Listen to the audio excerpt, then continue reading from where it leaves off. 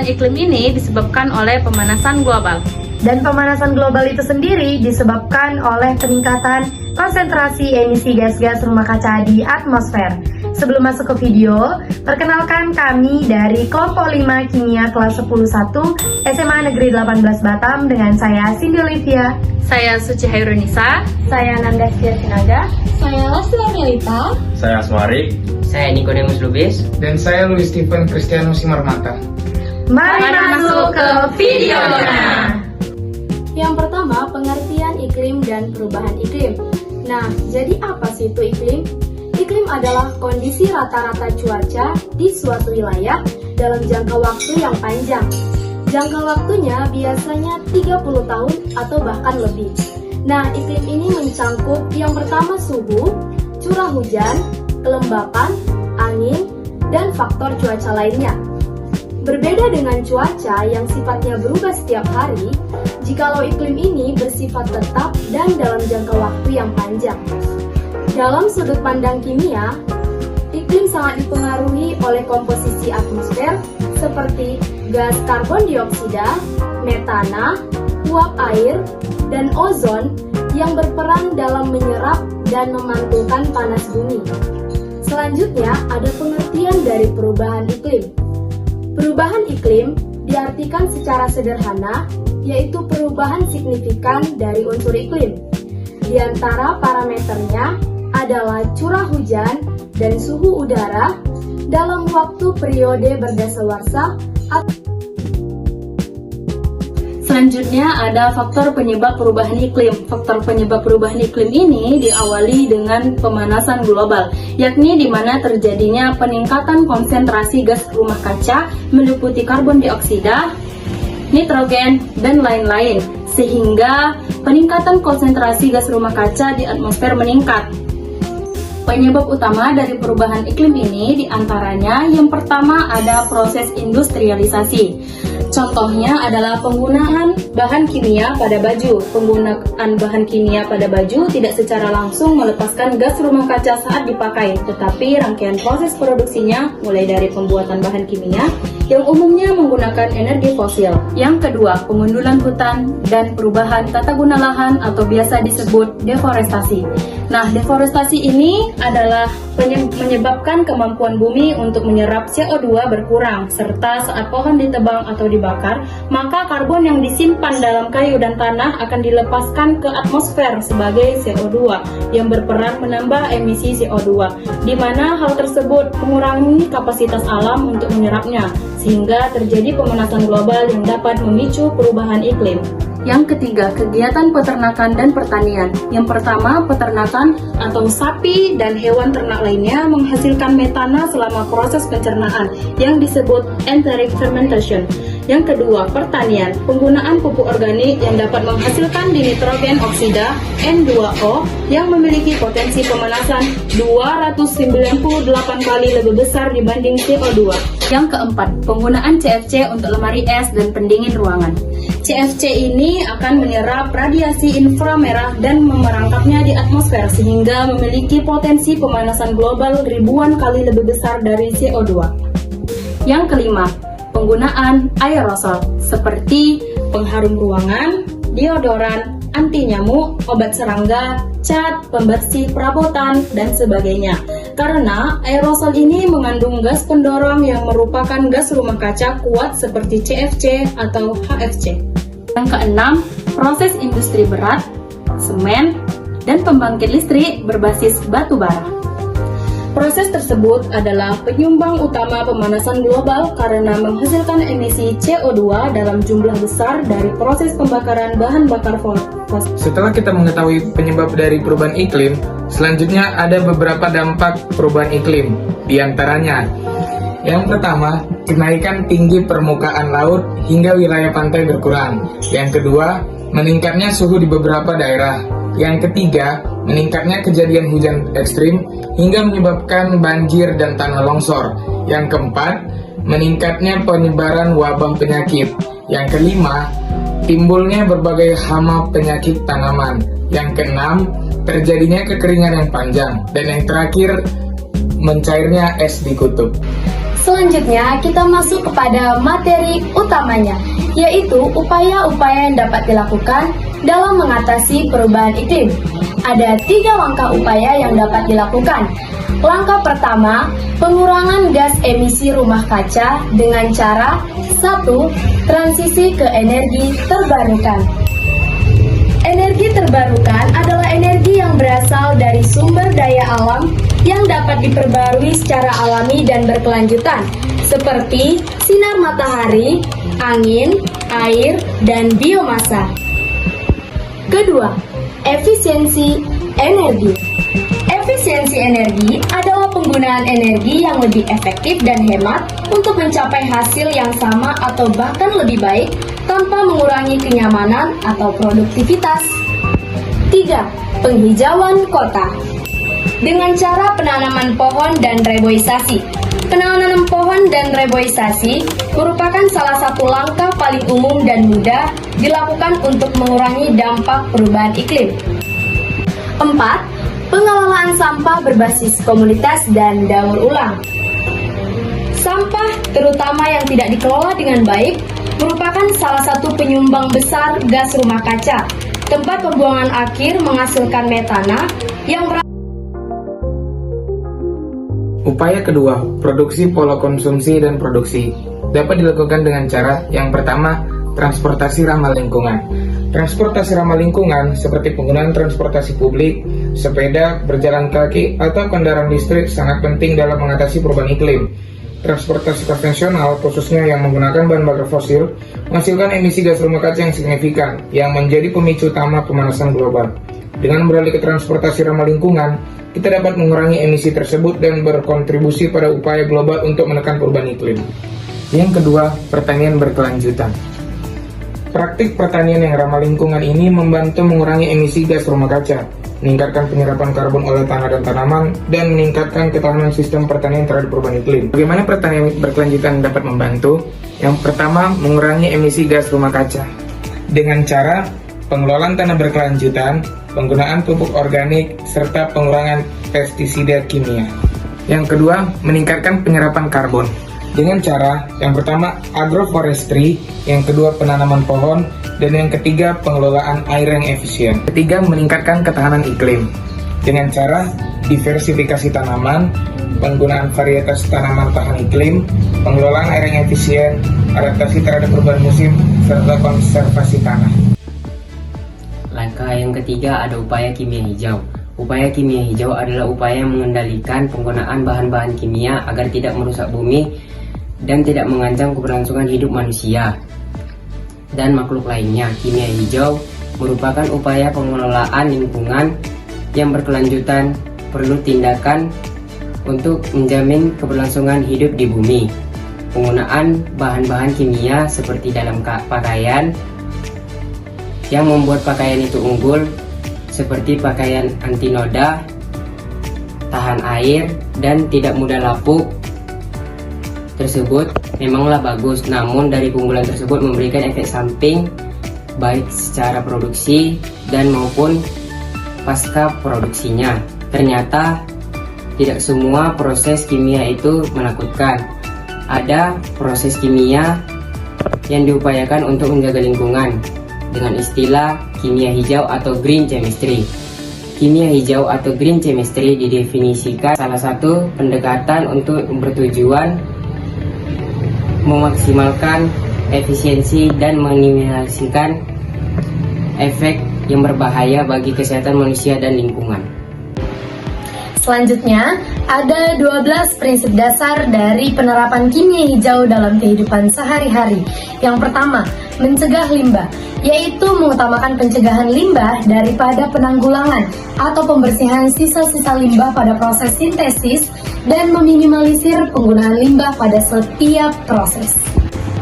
Yang kedua, memaksimalkan nilai ekonomi pada suatu atom, yaitu mengurangi limbah pada level-level molekul dengan memaksimalkan jumlah atom dari semua reaksi menjadi produk akhir. Atom ekonomi di sini untuk mengevaluasi efisiensi reaksi. 3. Yaitu sintesis kimia yang bahayanya sedikit. yaitu mendesain reaksi kimia dan rute sintesis seaman mungkin, mempertimbangkan semua bahan yang berbahaya selama reaksi berlangsung termasuk limbah. Yang keempat, mendesain proses yang melibatkan bahan kimia yang aman, yaitu mendesain reaksi kimia dan memprediksi serta mengevaluasi segala aspek meliputi sifat kimia, toksisitas, dan lingkungan.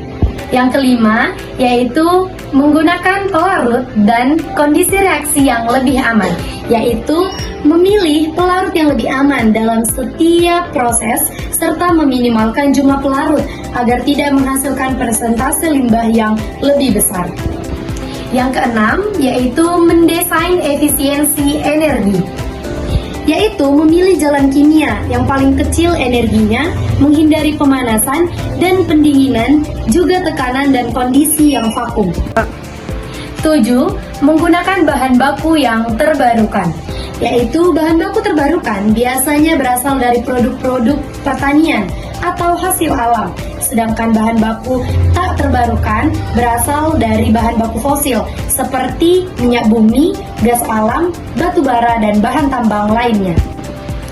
8. Yaitu mengurangi bahan turunan kimia, yaitu mengurangi bahan turunan kimia untuk mengurangi tahapan reaksi, tambahan bahan kimia, dan produksi limbah. 9.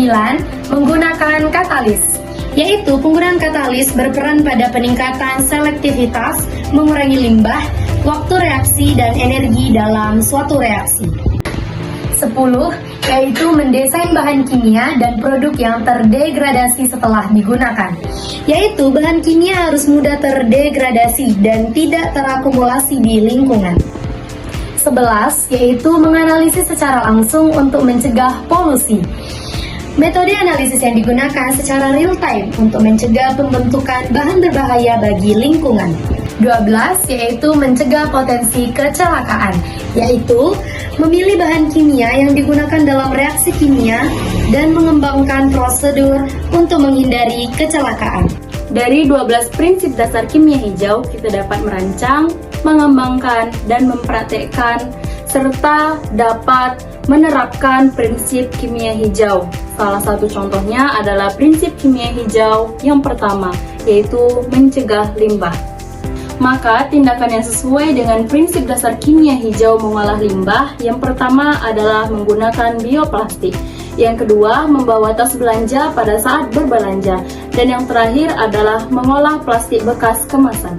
Selanjutnya ada prinsip dasar kimia hijau yang ke-8, yaitu mengurangi bahan tahanan kimia. Misalnya, pezena pada barang-barang yang sering kita gunakan. Yang pertama, seperti bensin, tinta pewarna, dan karet. Yang kedua, paparan pelarut berbahaya yang bisa mengakibatkan gangguan pernapasan.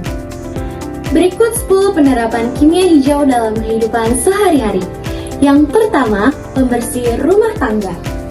Menggantikan pembersih konvensional dengan pembersih alami seperti cuka dan baking soda. Yang kedua, produk pribadi. Penggunaan sabun dan sampo organik atau yang dibuat dengan bahan organik dan ramah lingkungan. Yang ketiga, pertanian organik. Menanam tanaman di rumah dengan cara organik dan mengurangi penggunaan pestisida. Yang keempat, pengelolaan limbah. Mendaur ulang limbah rumah tangga seperti kertas, plastik, dan kaca. Yang kelima, energi terbarukan. Menggunakan sumber energi terbarukan seperti panel surya, turbin angin untuk memenuhi kebutuhan rumah tangga. Yang keenam, transportasi berkelanjutan. Memilih transportasi berkelanjutan seperti berjalan kaki, bersepeda, atau jika memungkinkan menggunaan kendaraan bertenaga listrik dan bahan bakar ramah lingkungan. Yang ketujuh, mengolah makanan. Mencari bahan makanan organik dan lokal serta mengurangi kemasan sekali pakai dalam pengemasannya. Yang kedelapan, pertanian perkotaan. Menanam tanaman dengan cara ramah lingkungan, misalnya tanpa menggunakan pestisida dan pupuk kimia sintesis. Yang kesembilan, industri makanan dan minuman. Memilih makanan dan minuman yang diproduksi dengan prinsip ramah lingkungan, seperti penggunaan bahan organik dan metode produksi yang berkelanjutan. Yang terakhir, pendidikan dan kesadaran. Mengedukasi diri dan orang lain tentang pentingnya prinsip kimia hijau dan dampaknya bagi lingkungan. Materi selanjutnya adalah strategi menangani perubahan iklim. Strategi ini mendukung agenda pembangunan berkelanjutan SDGs dengan menggunakan prinsip kimia hijau, terutama penggunaan energi terbarukan untuk mengurangi emisi dan menjaga lingkungan. Inovasi yang mendukung ada 3. Yang pertama adalah bioplastik, terbuat dari bahan pati singkong. Keunggulannya mudah larut dan terurai alami menjadi air, karbon dioksida, dan biomasa, sehingga ramah lingkungan. Yang kedua adalah biodiesel B30. Komposisi campuran adalah 30% minyak sawit dan 70% solar. Manfaatnya untuk mengurangi emisi karbon dan membersihkan tangki bahan bakar kendaraan. Yang ketiga adalah limbah organik. Contoh limbah organik adalah sampah sayur dan buah yang bisa diolah jadi kompos dan biogas. Dengan bantuan kotoran sapi sebagai starter, proses fermentasi menghasilkan gas metana yang bisa digunakan sebagai bahan bakar ramah lingkungan. Berikut adalah 2 strategi-strategi yang dapat disiapkan dan direncanakan untuk hari yang akan datang dalam menangani permasalahan perubahan iklim. Di antaranya, 1. Menerapkan pajak karbon dan perdagangan emisi, yang dimana pajak karbon dan perdagangan emisi adalah 2 instrumen kebijakan yang digunakan untuk mengurangi emisi gas rumah kaca atau GRK dan menangani perubahan iklim. Keduanya berbasis pada prinsip polluter pays atau pembayar pencemar, yang berarti bahwa pihak-pihak yang menghasilkan emisi harus menanggung biaya atas dampaknya terhadap lingkungan. Dapat diterapkan dengan langkah-langkah berikut. Yang pertama yaitu pajak karbon, di mana pajak karbon atau carbon tax ini adalah pungutan yang dikenakan atas emisi karbon dioksida atau CO2 atau kandungan karbon dalam bahan bakar fosil sebagai kebijakan dan regulasi di mana pemerintah menerapkan tarif dan pajak tertentu per ton karbon dioksida yang diemisikan. 2.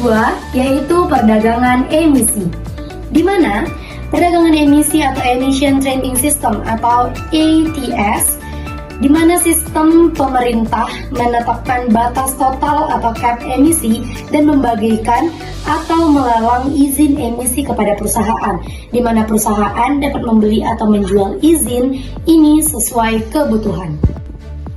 Yang kedua, peraturan lingkungan.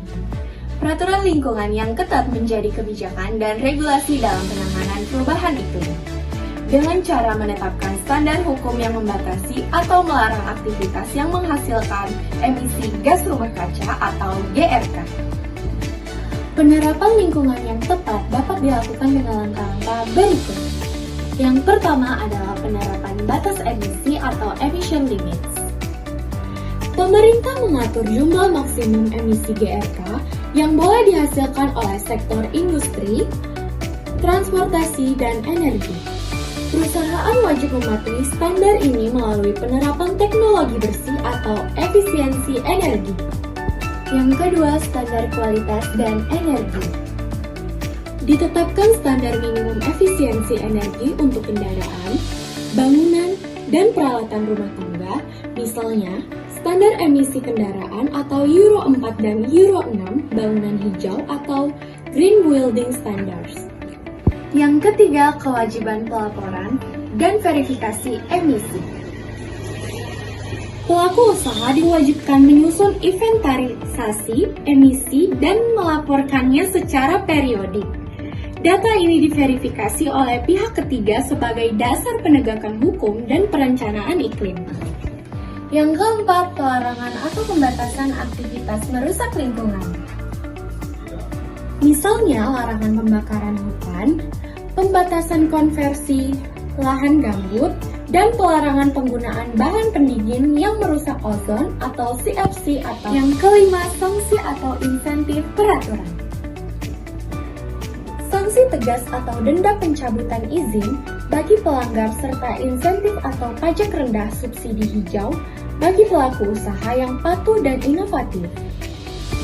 Baiklah, kesimpulan dari materi perubahan iklim ini adalah dapat disimpulkan bahwa perubahan iklim merupakan fenomena serius yang disebabkan oleh peningkatan gas rumah kaca akibat aktivitas manusia seperti industrialisasi, deforestasi, penggunaan energi fosil, serta praktik pertanian dan peternakan yang tidak ramah lingkungan. Dampak dari perubahan iklim meliputi meningkatnya suhu global, mencairnya es di kutub, bencana alam, krisis air bersih, hingga masalah kesehatan. Oleh karena itu, perubahan iklim bukan hanya masalah lingkungan, melainkan juga isu sosial, ekonomi, dan etika yang memerlukan penanganan komprehensif dan lintas sektor. Sekian video penjelasan kami mengenai materi perubahan iklim. Terima kasih semuanya.